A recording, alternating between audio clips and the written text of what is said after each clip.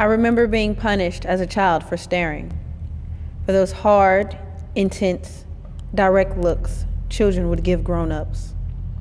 Looks that were seen as confrontational, as gestures of resistance, challenges to authority. The gaze has always been political in my life. Imagine the terror felt by the child who has come to understand through repeated punishments that one's gaze is dangerous. The child is told by parents, "Look at me when I talk to you." Only, the child is afraid to look, but fascinated by the gaze. There is power in looking. Amazed the first time I read in history classes that white slave owners, men, women, and children punished enslaved black people for looking. I wondered how this traumatic relationship to the gaze had informed black parenting and black spectatorship. The politics of slavery, of racialized power relations, were such that the slaves were denied their right to gaze.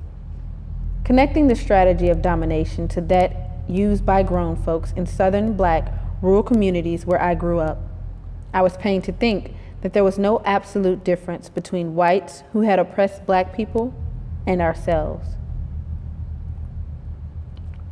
Since I knew as a child that the dominating power adults exercised over me and over my gaze was never so absolute that I did not dare to look, to sneak a peek, to stare dangerously, I knew that the slaves had looked, that all attempts to repress our black people's right to gaze had produced in us an overwhelming longing to look, a rebellious desire, an oppositional gaze. The era is not to conceptualize white presence in terms of power, but to locate that power as wholly internal to us, as eccentric force whose influence can be thrown off like the serpent sheds its skin. The movements, the attitudes, the glances of the other fix me there, in the sense in which a chemical solution is fixed by a dye. I was indignant. I demanded an explanation. Nothing happened. I burst apart. Now the fragments have been put together again by another self.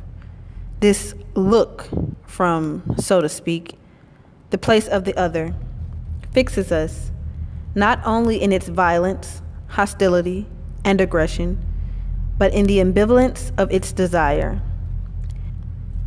Even in the worst circumstances of domination, the ability to manipulate one's gaze in the face of the structures of domination that would contain it opens up the possibility of agency.